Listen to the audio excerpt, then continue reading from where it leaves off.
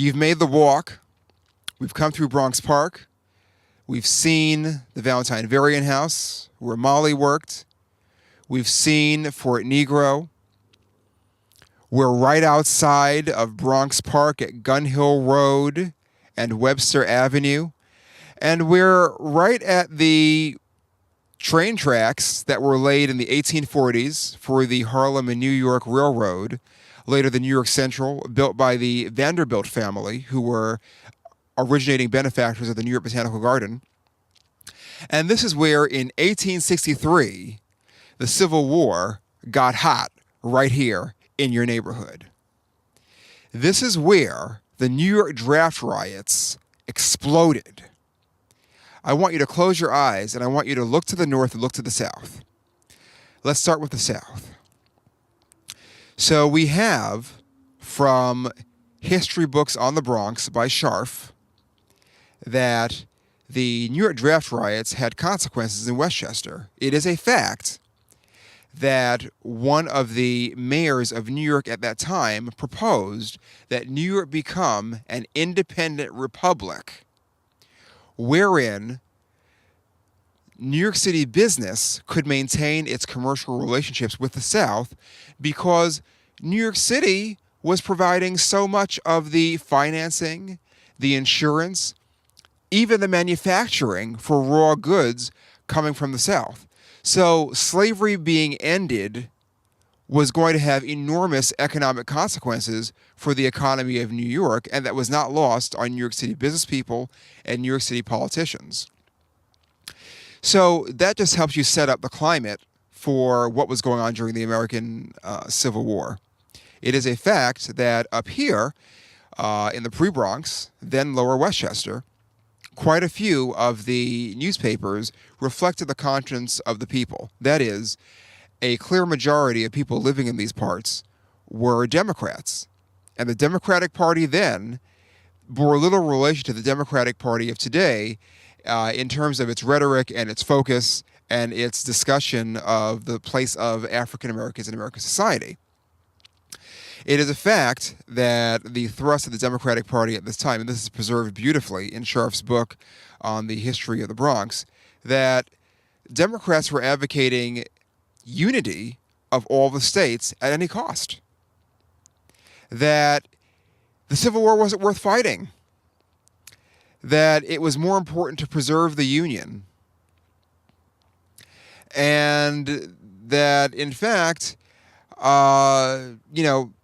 some people, like one of the designers, or actually the inspiration for the design of the New York Botanical Garden, who was also one of the principal designers of Central Park, Frederick Law Olmsted, he felt that, in fact, slavery was much more of a moral burden on white people than African Americans. And this is all in print because he was hired by a newspaper to write on the subject. So this is all independently verifiable, and I hope that this spurs a lot of you to go to the libraries and pick up some books and learn about this on your own because it's in print. And Frederick Law Olmsted's principal objections to slavery were that it was an economic drag. He felt that the South had enormous agricultural productive capacity that was actually being stymied by a reliance on slave labor. He thought that slavery created a lot of waste, that the idea of having free labor corrupted the economics of the agricultural society and process, and that it actually made more economic sense to pay people to farm the land than to have people working for free.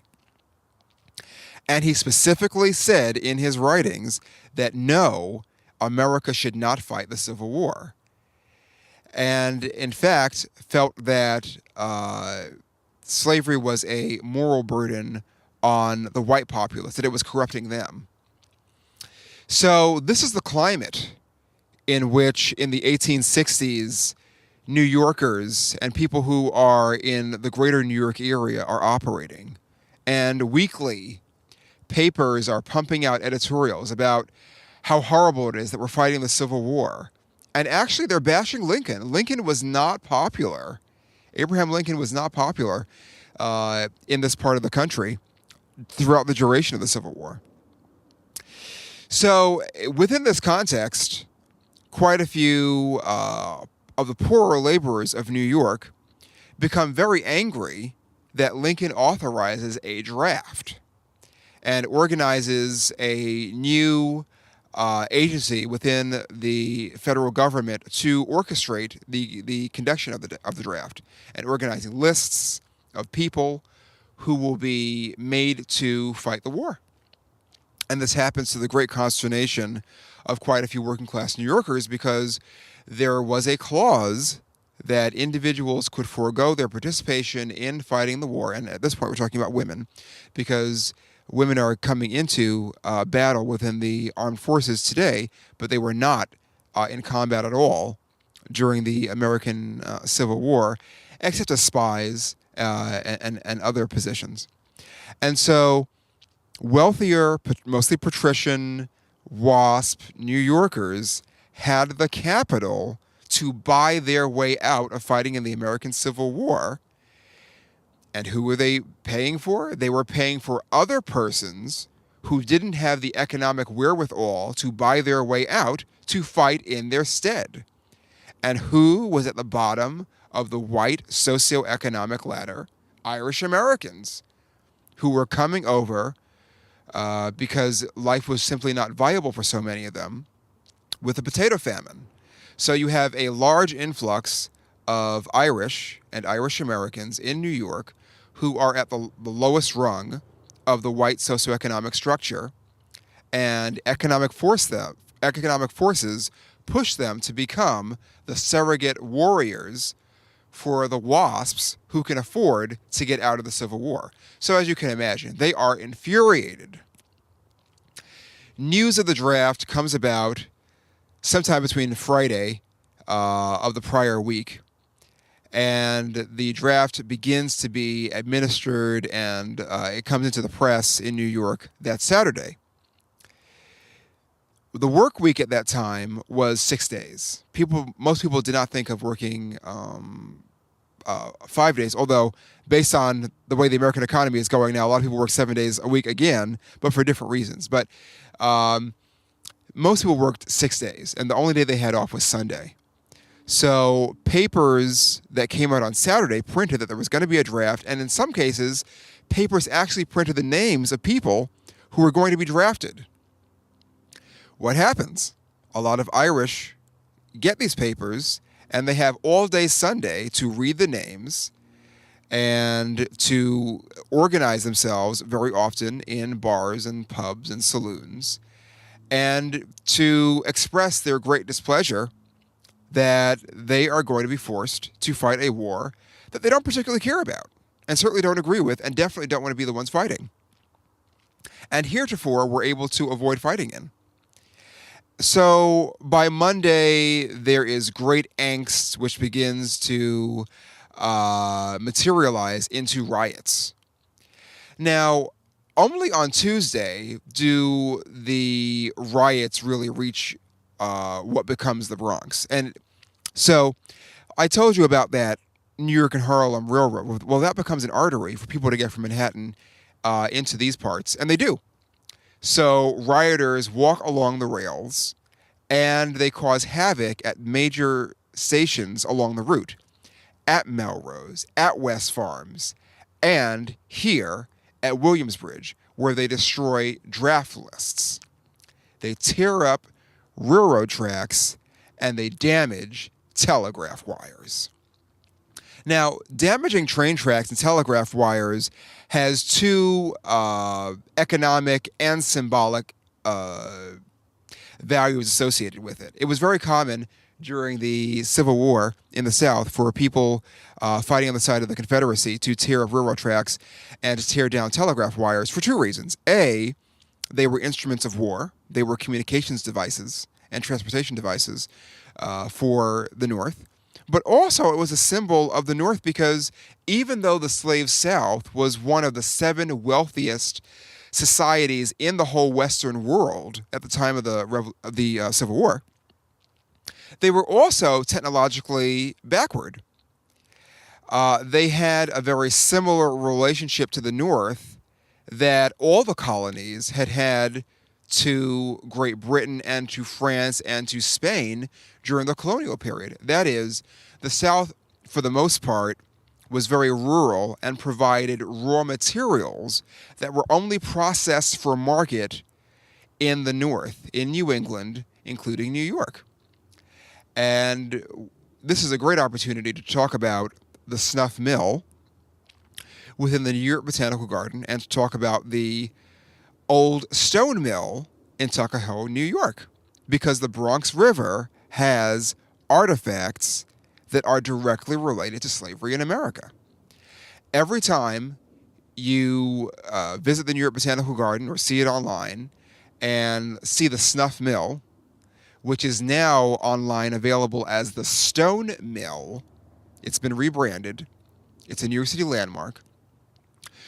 Ask yourself where the tobacco that was ground in that factory came from. Now, the building that you see today was part of a campus. There were workers living on sites. The Lorillard family, which owned the property, had a mansion there. There were other buildings, and there actually were other mills operating on the Bronx River. So the Stone Mill is just one piece of a whole campus and community, okay, that has now vanished, leaving us now with a really beautiful stone building. So now that you have that in your mind, just think about when this property was purchased and when that mill was active. So Pete Lorillard, which was a person who was a kind of important early actor in tobacco, who made snuff, which was a kind of upper class habit of the 17 and 1800s, popular and sexy in the early days of the American Republic, first acquired this land in the late 1790s. But I want to be clear with everybody. I'm not saying that I think he had slave labor here. It's totally possible, because of the large size of the French Huguenot community, that he could have operated the facility, which may have only employed between 20 and 60 people, just from that population. However, it's extremely unlikely that the actual growing of the tobacco in Virginia and the Carolinas did not include slave labor. That's extremely unusual. In fact, the official National Register of Historic Places application for the stone mill, originally called the snuff mill, reads, and this is a quote, "Early cultivation of tobacco paved the way for successful utilization of slave labor in every generation." So there's a connection, folks. There's a connection. The snuff mill that we see today was built in 1840. However, it was the third mill on that site. So they were milling snuff from the 1700s all the way through the Civil War until about the 1870s. There had to have been slave labor somewhere having to do with the transportation or cultivation of the crops in the South during that pre-Civil War period. Also, up the river in the north, also along the New York and Harlem Railroad, which we now think of as Metro North, we're in Tuckahoe, the old stone mill, which is online. Type in the old, spelled OLDE, stonemill.com. It's now a restaurant, which is a very short walk from the Tuckahoe station on Metro North. That was built in 1805 as a cotton mill. And cotton doesn't grow great in New York State. So where do you think it came from, and who do you think picked it?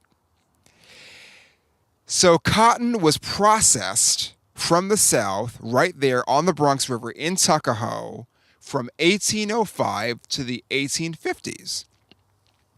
So what often happens during war is, in the lead up, as tensions get hot, commerce is interrupted. So it's possible that in the lead up to the Civil War, shipments of cotton became unavailable, and therefore they had to transition. But again, that's conjecture. What's certain is it was built as a cotton mill and operated as one into the 1850s. It then went into rubber production, then pharmaceuticals, and is now a beautifully restored restaurant. And again, It's very, very, very close to the Tuckahoe station of Metro North, so you can visit this place quite easily. And it's quite beautiful. And there it sits, just yards from the Bronx River, which used to power it. So with that, as we stand here very close to Bronx Park, we want to acknowledge who's cleaning up Bronx Park today, who's planting the trees, who's raking the leaves. And the answer is manifold. There are volunteers, there are staff of the Parks Department, there are staff of the Bronx River Alliance. However, in the volunteers column, we want to acknowledge the importance of the federal government and another African American who's contemporary, Michelle and Barack Hussein Obama. That's right, the Obamas. How is the federal government related to the Bronx River, you may ask? And the answer is very powerfully.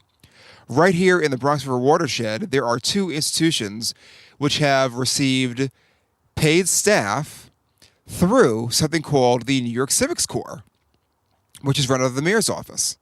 And the New York Civics Corps is a mayoral initiative which is financed by two federal programs. It was started by the 2009 federal stimulus package, which founded the program in terms of the financing, and it was buttressed and reinforced by one of the last acts of Senator Edward Kennedy working in concert with Michelle Obama and her husband Barack Obama and the Democratic majorities in the Congress to fund the expansion of AmeriCorps, including VISTA, through the Edward M. Kennedy Serve America Act. Why is service so important to Michelle Obama? Aside from her father working within the Democratic Party within Chicago politics, when she was a student at Harvard Law School, she worked in the Harvard Law Clinic, which provided free legal services to people who couldn't afford a lawyer. Thereafter, she worked in corporate America, but left lucrative law practice to work for the mayor's office in their city planning department, and left even that to run an AmeriCorps program, which was very successful and very celebrated and operates today. So Michelle Obama has personal history with the AmeriCorps program, and it's much beloved. And she's continuing to work behind the scenes and in front of the scenes to encourage public service, including, very notably, service to help military veterans. She's very involved in at least 3 programs to provide all kinds of assistance to military families. And that's got to be recognized here because the New York Civic Corps, which again is financed, the New York Civic Corps, which finances 2 positions of the Bronx River, is active both at Mosholu Preservation Corporation in Norwood, which gets volunteers onto the Bronx River and continuous lands to do all kinds of volunteer work, but it also pays for a seasonal staffer at the Bronx River Alliance to get people of all ages onto the Bronx River and the lands on both banks to clean up, to plant, and to do wonderful programming. So let's hear it from Michelle Obama. And with that, we end our segment. Thank you so much for joining us for Bronx River Sankofa, African American History along the Bronx River.